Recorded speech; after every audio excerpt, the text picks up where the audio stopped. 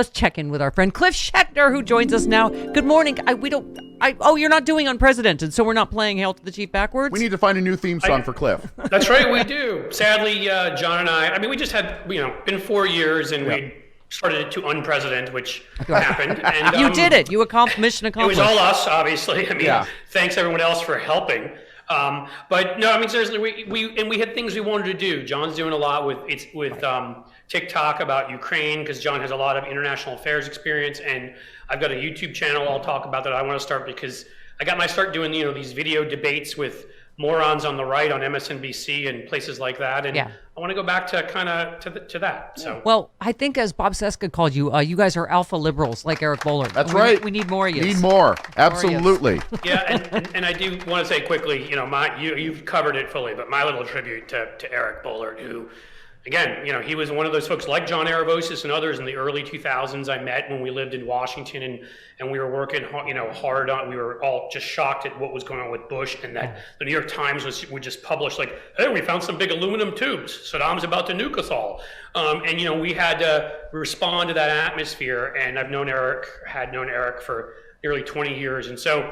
At least I have never done exactly what he does, but certainly if people read my tweets and see what I do, I rip into Dean Baquet, Baccarat, I don't know what his name is, all the time, and the failures of the mainstream media. And now I feel like, people like me and you guys, I'm going to step it up in the YouTube stuff I'm doing on Twitter, when I write for the Daily Beast and everything I do, to be that much more of a media critic, because we need someone to step in there, because he'll be missed. Yeah. As I keep saying, we are all Eric now. In fact, Rachel Bidikofer, one of those warriors, and obviously as someone that's done campaign strategy a lot, she said Republicans Party's 2022 platform: tax hikes and treason.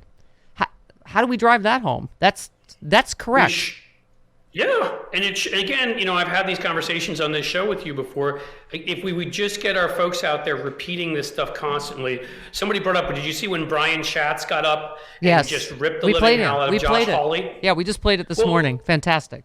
It should be a lesson for Democrats. I mean, it was like amazing. Look what happened. It went viral. The news media was forced to respond to it. They were asking Republicans about it. Yep. When you push a message like that, and as you're saying, raising taxes and treason, that's a good message.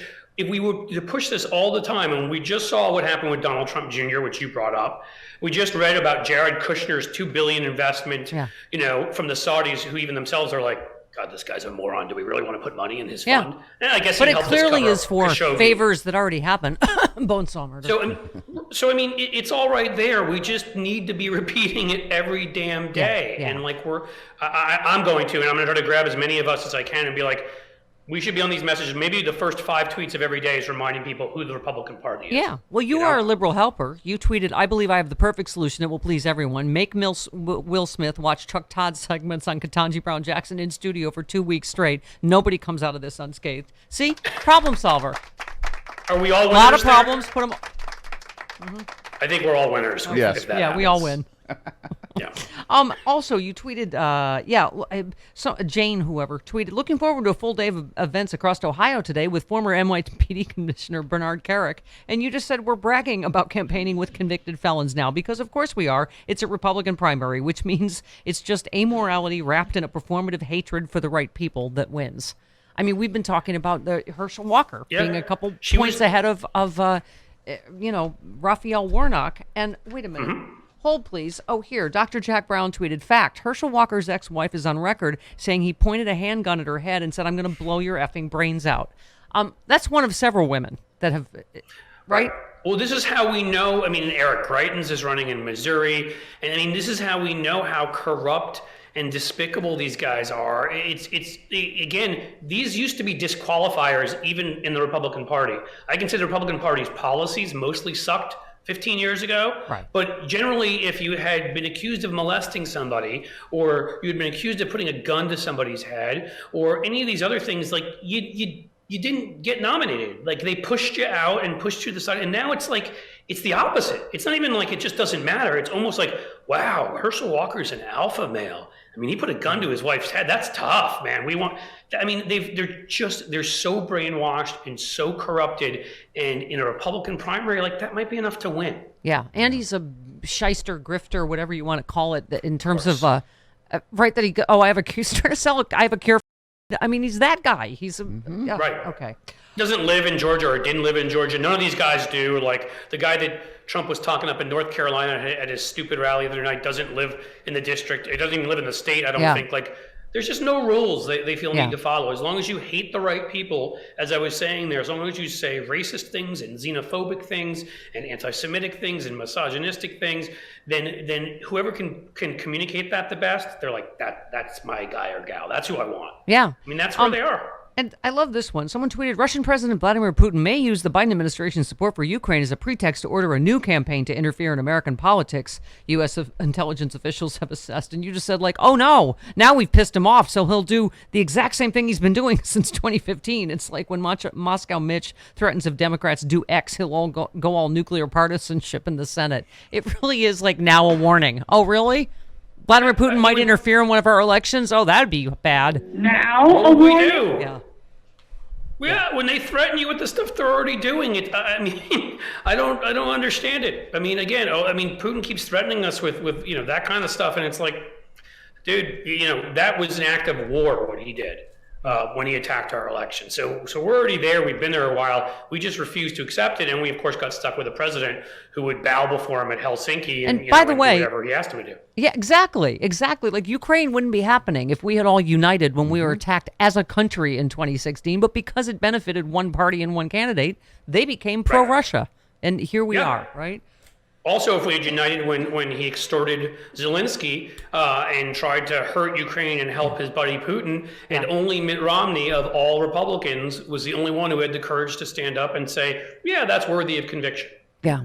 Everybody else was like, nah, no biggie. I mean, and thank you for, by the way, a series of bolderding, sir. Good job. You just said, FYI, if you believe Republicans on child porn, GOP senators supported Trump after a 13-year-old girl credibly accused him of rape, and he admitted to wandering through beauty pageant changing rooms to see naked teenage girls. Republican senators supported Roy Moore, a guy whose boss move was calling up girls in 8th grade trying to ask them out on dates. Republican senators have never had a thing to say about the fact the longest GOP Speaker of the House ever, Denny Hastert, went to prison for molesting teenage boys. Republican senators currently have nothing to say about Matt Gaetz, credibly accused and likely soon to be indicted for trafficking teenage girls. Republican senators also have nothing to say about Representative Jim Jordan, who, according to numerous sources, knew his wrestlers were being fondled by a doc in the showers at Ohio State and chose to ignore it. So this is just in case for some crazy reason you actually believe anything Republicans have to say on this subject. Thank you. There stands Judge Ketanji Jackson Brown, a person of impeccable credentials and morals. Who they're accusing of being a child porn peddler, practically. Yeah, she's easy on, she's not tough enough on people in child porn. And again, if they truly cared about any of that, it was a dishonest attack anyhow. Yeah. But even if it had been an honest attack, if they truly cared, it's right there. Say something about Denny Hastert. Say something about your guy, Donald Trump. How many women have now accused him of either sexual assault or harassment? It's 20-something. Yeah. Say something about him. Greitens running in Missouri. No, they got Herschel Walkerful. And as I said, may actually be an advantage in a Republican primary. But, they're horrified by Ketanji Brown Jackson. And I can't figure out what it is. Like what's different about her that makes them not like her? Yeah, what is it? I just can't put it together. And, of course, there's always got to be a how low can you go? Yeah. Right, Tom Cotton. I mean, I keep saying, as the daughter of a Nuremberg prosecutor, for him to call her a Nazi sympathizer based on if I were to get in my car from, Back to the Future, you would have defended Nazis. Like, what?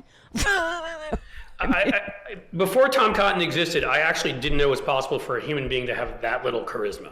Like, I mean, is he just a piece of furniture they bring in the room and, just to sit there? Like, he makes Mitch McConnell look like George Clooney. I mean, Tom Cotton, I hope he runs for president just to see him stand and go,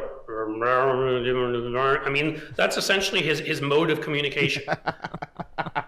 That's all I got for you. Sorry. You close by tweeting, if you've made it this far, please give me a follow.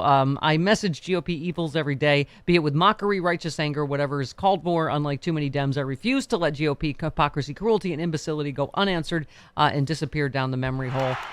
We are all boulderting our asses off the best we can. We're bouldering as fast as we can, Coach Schecter. We appreciate you being here on a tough Monday for us, honestly. So thank you for...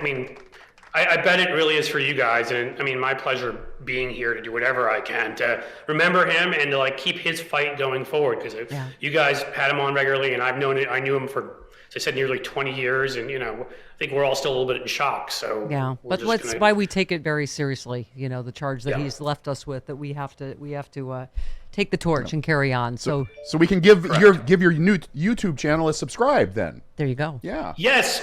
Hopefully today, if all the technological things work out, I'm going to be doing 3 to 5 minute commentaries on a few things of the day, so important topics. They'll be up at the YouTube channel. I'll share them on Twitter and other places. But yes, if people can go to YouTube/C Schecter. Okay. Or YouTube.com. Yeah. Sorry. Okay. /C Schecter. We've linked to it on all of our socials. It is the anti-truth social. So go there, do it. That's right, guys. I really have to get more people there than at Truth Social. I mean, come on. Like, I know that's only like 72 That's a or low something, bar. but The schlep car of social media. Yeah. That's correct. Okay. If I can't surpass that, I'm in trouble. All right. Love you, Cliff. See you Thanks, next Cliff. time. All right. Thanks so much, guys. Take care. You too. Bye-bye.